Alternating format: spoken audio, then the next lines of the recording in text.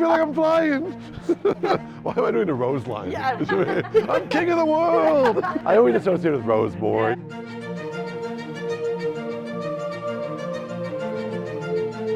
Sailing is one of the oldest professions in the world, and that's why it's so interesting to come here on the William A. Irvin in Duluth, Minnesota. You see, in an age of automation and innovation, sailing is changing tremendously, and so coming on ships that have been operating since the 1930s allow us to see the way things used to be. Let's go check it out. Mary, can you hear me? I can hear you. That's so cool! Captain, I need you up here now. I can't hold her much longer. Here we're entering the pilot house. This is the brains of the whole ship. This is the thing. This is the thing people think of when they think of a captain's room, right? The big wheel, obviously. Yeah. Can I touch the wheel? Is that allowed? Yeah. That's a man. I've never been to a museum where you're like, yeah, touch it. Go touch for it. Touch everything. You can ring the bell if you'd like. Oh my God. This is the bell? Yeah. Launched in 1938, the William A. Irvin, named after the president of U.S. Steel at the time, spent 4 decades hauling iron ore from Duluth, Minnesota to Pittsburgh's steel mills, fueling the backbone of America. Today, she's more than a ship. She's a time capsule, carefully preserved to share the story of Great Lakes industry with anyone curious enough to climb aboard. Step inside and you'll find a ship full of carefully curated machines. Machines like this compass, which was specially crafted to fight the pull of iron ore from the hull of the ship. I got the wheel. This tells me the degrees to which the rudder is pointing. Yeah. It moves as I move this.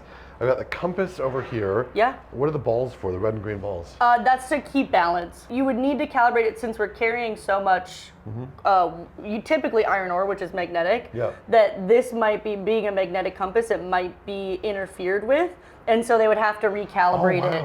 That's crazy. I never even thought about like the consequence of carrying like earth materials over here. Yeah. I can see why maybe there's some resistance to the electric steering, because this is the beautiful hydraulic. I feel like I'm in history. I'm steering and then a I come ship. to. Yeah. Like, Let me just adjust. I mean, it was operating instructions for the Sperry gyro pilot. To connect gyro pilot, turn pilot wheel to count. I already hate this. Yeah. I already wish I was back on this one. So we come up on the roof of the ship. Oh my God, it's vast. Yes. Wow. Now, are these, like, could we literally, I'm not actually asking to do this, but could we just go and unscrew all these now and just the doors pull them open? So these weigh 5 tons, so, but if you're really strong, yeah. Easy.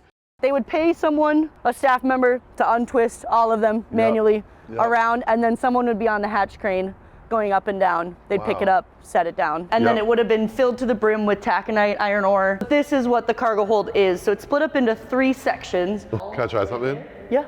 Hello! Sorry, I'm really immature. So they had Hewlett loaders and unloaders is what these are called, but they're just basically like a big claw machine. And then when they load, they just dump it in. And this is all coming from just nearby, just over in the iron ranges in Minnesota. Yeah, that's the raw iron ore, and then this is taconite. So when iron ore started to deplete up on the range, they started manufacturing taconite. It's just a lower grade of iron ore, but it processes faster to create steel. While it was in operation, U.S. Steel owned and operated the William A. Irvin, but since its decommissioning, it's been reimagined thanks to the Duluth Entertainment Convention Center, which owns basically all the buildings you see behind me right here and operates them and uses this ship to educate and inform people about the city's amazing history.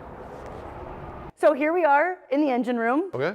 This is the heart of what makes the ship run, obviously. It's so massive, you literally have like a catwalk system to get to different parts of the engine. Yes, and they would have done all the maintenance themselves. So they would have been running up and down these catwalks.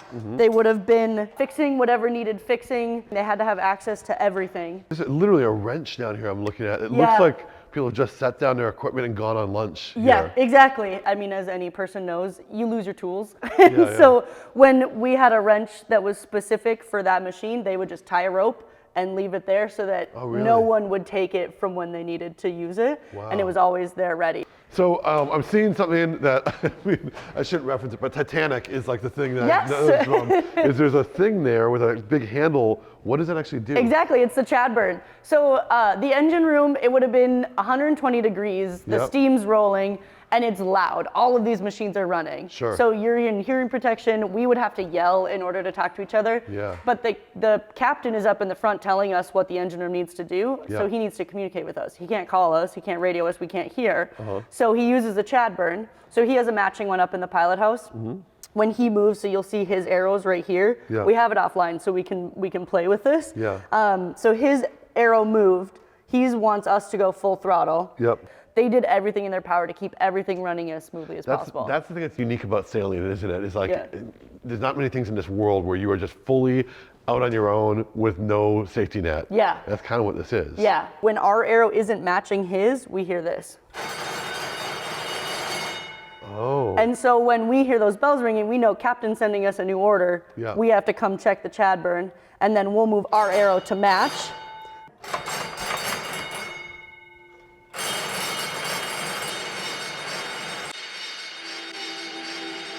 We've met the ship, now it's time to meet the people who kept her moving. From the navigational section to the crew bunks, every space tells a story of this ship's past. In the bow, you will find creature comforts like the captain's quarters and an officer's lounge. In the stern of the William Irvin, it's a bit more close quarters, with shared meals and round-the-clock labor. The William A. Irvin carried more than cargo. She carried a clear divide between those hosting in style and those keeping the engines running. If you were on shift, you ate in the crew dining, but if you were an officer, you ate in the nice area. Yeah. And then if you were an overnight worker, so that third shift worker, the cooks obviously wouldn't be actively cooking. So they had the first cook, second cook, and two porters that fed the staff, the crew, so the 32 crew members. Yeah. But they would leave you in the night lunchbox. Oh. It's just a cooler.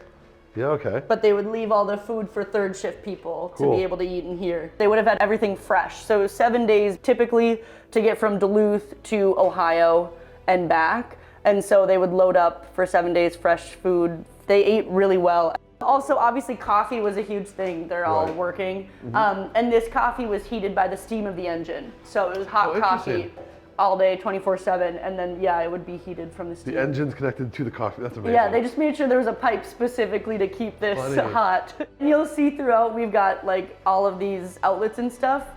We had DC power when we were built in 37. It looks like this is a communications tool here. Yep, it's just a phone that you could, these all would have been labeled to spots throughout the ship. Yeah. And then you would just hit your spot, and then it would ring down below. My God. Yeah. It's got some heft. I know. Yeah. They're a hefty phone. This is the thing I love about museums that are of like, a lot of museums recreate old spaces, but it's really hard to replicate the feel of the actual phone. When you're even just reading this now, United States Instrument Corps, Charlottesville, Virginia, USA. Like that is so much detail. Yeah, and that's why it's fun. Like we were saying, is it's fun for these things for kids to interact and see. Like we can't touch everything, but the stuff that we can touch is so fun to be able to do that. And then these all, it's like a lunchroom. These all flip up. Oh, cool. So that you can clean the floors and make sure everything's good in here. I don't know how common it is nowadays to have Americans doing these jobs. There's that ship that crashed into the bridge in Baltimore last year, and then all the people working on there were immigrants. And this whole drama around the visa situation and all that, because you don't see people from this country working on ships like this. Yeah. Having a ship operating on the Great Lakes is a unique kind of working in the industry. Yeah. Because it's different than being on an ocean vessel. Yeah, 1,000-footers can only go in the Great Lakes because the waves are too big in the ocean that it would split them in half. Okay. So any of our 1,000-footers, if you look, they're like the American Integrity, American Spirit. Yeah. They usually do have U.S. Staff. Yep. It's a really hard job to get into, but once you're into it, you can advance. So this is officers' dining. It's the fancier dining. Obviously, they have their wooden chairs. It's amazing that you're like, we're just out here with all this like chipped paint, this working class area, and then you come in here and it's like pretty nice. Actually. Yeah, it's pretty nice. So it's bolted to the ground, and then they built the ceiling around after they installed the table. Oh yeah. The captain would eat in here with his officers unless he had guests. He always prioritized the guest over in his area. Sure. But he would eat in here if there was nothing else. William A. Irvin, obviously who the boat is named after, he was the president of U.S. Steel. Yeah. So some of his touches are in here. He was very big on safety. Yeah. So it was the mirror. You're looking at the world's greatest safety device, is telling all of his officers that they have to enforce the safety of the entire ship. So this is where we had the galley staff. We had a chef, 2 porters. They would have made their breads and doughs and pastries in this area. Why are we seeing all these like old boxes of Quaker Oats in here? Yeah, when the ship ended its season on December 15th, they didn't know that was going to be the last season, so they kind of leave everything so that they can start up again, but then it never started up again. So you've already showed us the dining hall over there, but you're telling me there's another dining hall to see here? Yes, they were showing off the flagship of the fleet. U.S. Steel wanted to prove and show off to everyone who was buying from them that they were making a lot of money. They could show off. So we built guest dining for them to exist in, which is much nicer. Oh my God. This is like the same but different. Looks a lot bougier over here. It's officers dining escalated by 1,000. When they would bring guests on board, when they're wining and dining them and showing off, they kept a bunch of scrapbooks. So the captain kept scrapbooks of everyone. They'd write poems, take Polaroids. So we have a lot of those guest books. The person on here is a special guest, VIP of U.S. Steel. Yes. And the ship was named for the 4th president. Yes. And so as they're dining in here, they're looking out at their work being done, at their company like, in action. I'm buying all of this steel and I'm seeing it happen right now. None of the crew was allowed to interact with the guests. Only crew that interacted with the guests were the guest porter who cooked meals for them and would bring them up food and drink as needed. Can we see the guest quarters? Yeah, let's go see guest quarters. Cool. You'll notice they're much nicer. All right, let's check it out. Oh, wow. It almost feels like a dystopian novel. Like having looked at the crew quarters over there, compared them to over here. You're here and you get to look out at all the work happening, but you get to be in this nice place to stay. You were a less important guest on the 1st floor. Okay. So the biggest difference, the rooms look pretty identical, but they have a separate shower and a separate tub.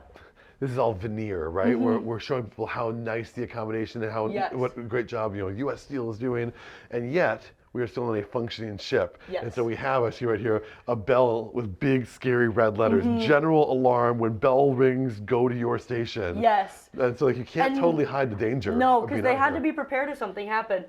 Something I'm blown away by is this electric fireplace has a switch and you just let me touch it. Yes. That's not just going here. Like visitors can do this. They can play with the electric fireplace when they come in. Yeah, we want to have that element of interactive experiencing it. So we've done as much as we can to disconnect. This isn't going to hurt anything. You're not turning on the electric fireplace and to start a fire. The concept of museum ships sounds so simple, but it's so much more complex because what you're having to do is retrofit a ship that hasn't been in use for quite a long time, and ships don't really want to stay in one place for a long time. So just everything from the rigging to the plumbing to the electricity, it's you have to create a secondary system to go on top of the system that was originally put here. They had 32 crew members dedicated to keeping up everything. And we don't keep 32 staff members just to do maintenance on everything. The age that we're at, there's a lot of people who worked on the Irvin when they were in high school. It was a great summer job for people in the area. Okay. They would work on the Irvin all summer long. They'd make a lot of money. They'd eat really well. And then they would move on with their life. So some of our tour guides that we have now worked on there in high school, lived their lives, retired, and now come and give tours, which is a lot of fun. So we get to hear some of those stories of what it was like to actually be on here. Our labor market is changing, and the way that we work is never going to be the same.